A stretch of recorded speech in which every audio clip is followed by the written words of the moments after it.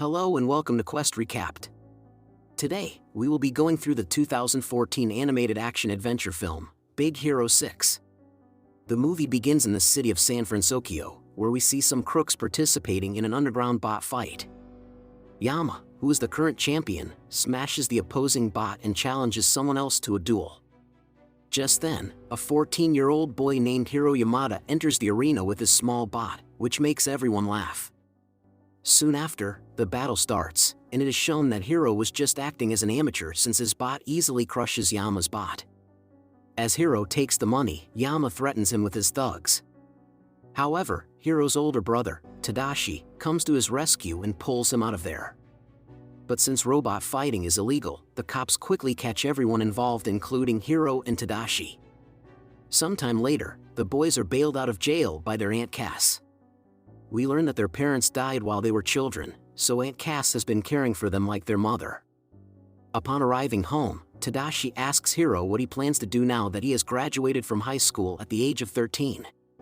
Hiro, on the other hand, has no plans to attend college since he believes he will not learn anything new there.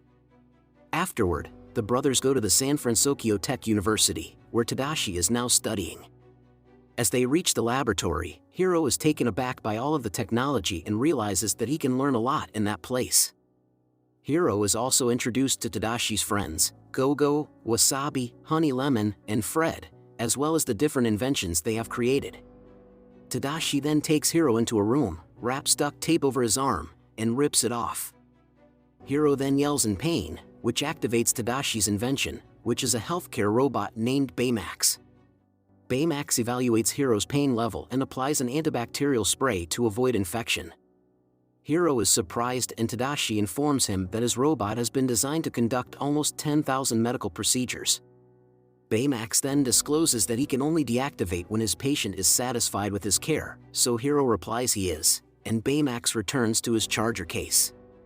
Moments after, Professor Robert Callahan shows up and Hiro is overjoyed to finally see him in person because he admires him and considers him a brilliant scientist. Callahan then congratulates Hiro on his little battle robot and encourages him to apply to this university. As Tadashi expected, Hiro is so impressed by everything that he wants to study there, but he must first come up with a good science project of his own to be accepted. Over the next few weeks, Hiro works tirelessly in his lab until the project is completed. He then takes his latest invention to the expo with the help of Tadashi and his friends. On the night of the presentation, Hiro wears a neurotransmitter on his head and takes a micro-robot from his pocket. When that object connects to other micro-robots, it can build any structure. The neurotransmitter sends all commands, and if the device is removed from his head, the robots are disabled. Furthermore, micro-robots can transport anything as well as morph into any structure. Whatever the wearer thinks, the micro-robots will do, and the only limit is their imagination.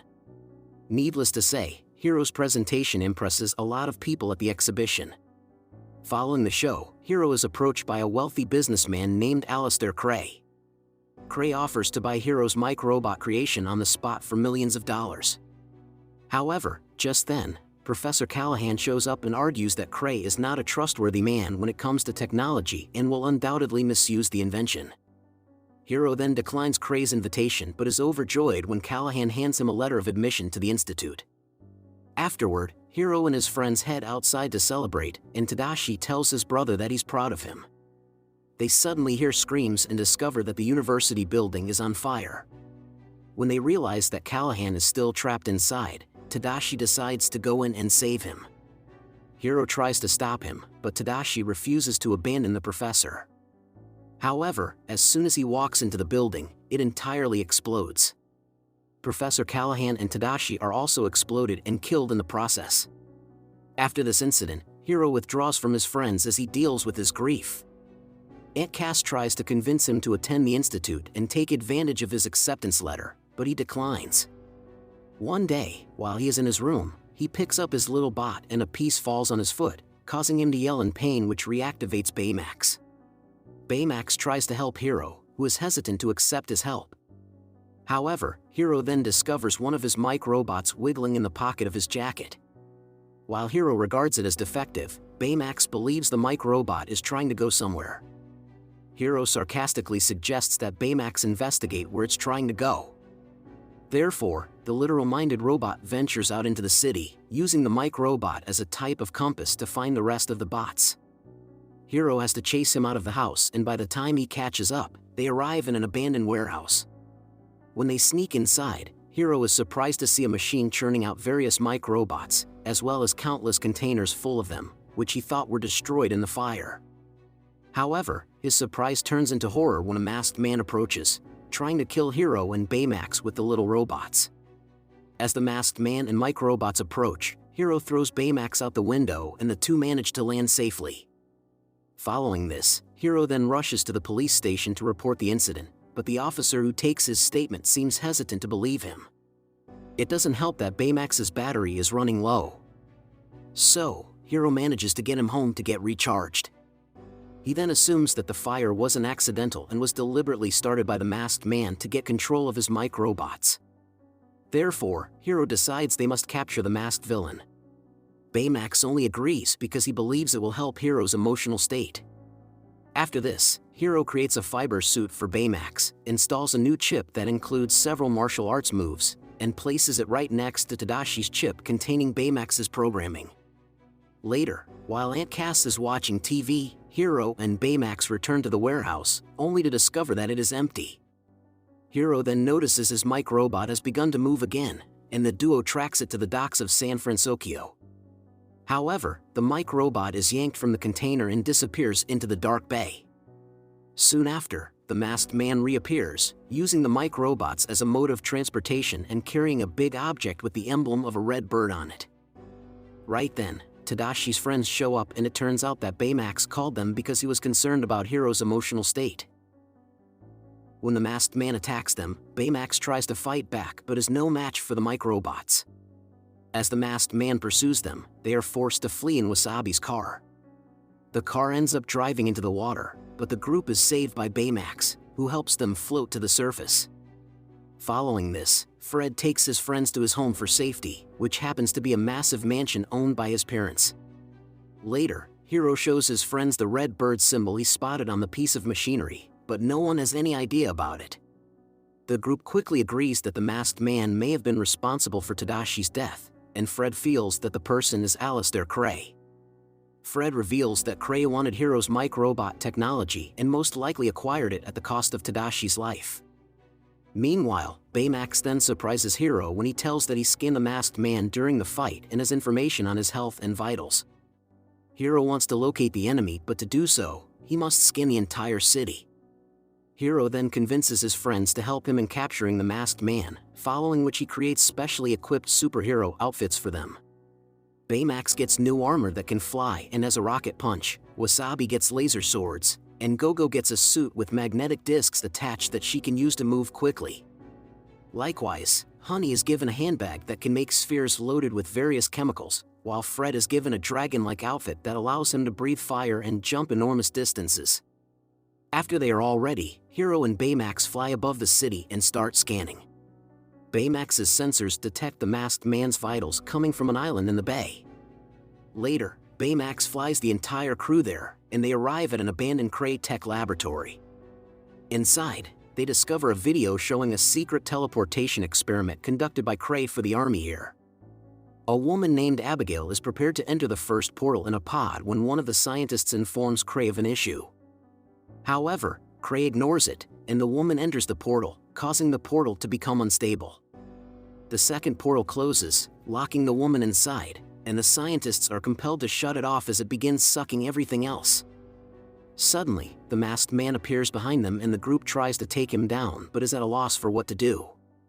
The team attacks, but they are too inexperienced to fight. However, Hiro eventually manages to knock off the mask, which is the mic robot control unit. The group is then surprised to learn that the villain is not Cray, but Callahan. Callahan admits to faking his own death and shows no guilt that Tadashi died while trying to save him. Hiro gets enraged and orders Baymax to kill him, but the robot is programmed to never harm humans. Hiro then removes the medical chip, after which Baymax begins to attack.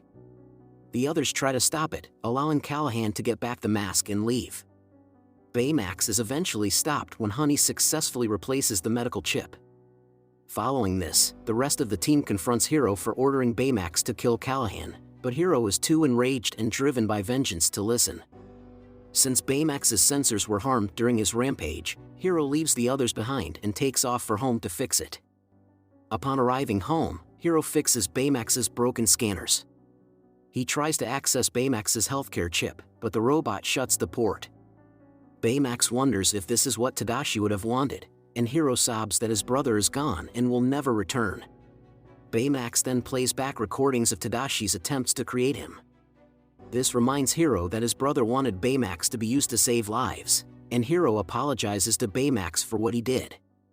Just then, Hiro's friends also return, and they reveal that they found further footage of the military test.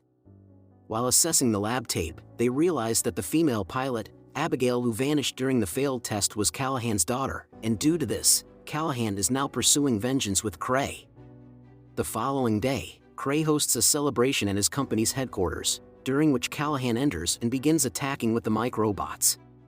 Callahan declares that he will ruin Cray's life like he ruined his, after which the portal activates and begins to tear apart the building, drawing its fragments into the other dimension.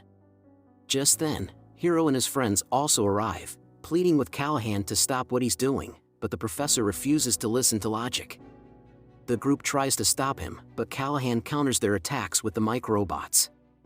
During the fight, Hiro notices the stray microbots being drawn into the portal. So he and the rest of the team break the constructions until Callahan is down to a bare minimum. Baymax also eventually manages to remove the control mask from Callahan's head. Baymax then claims to have detected a life from the portal, which is a female in hypersleep. It turns out that Abigail is still alive, so Hiro rides Baymax through the portal to rescue her.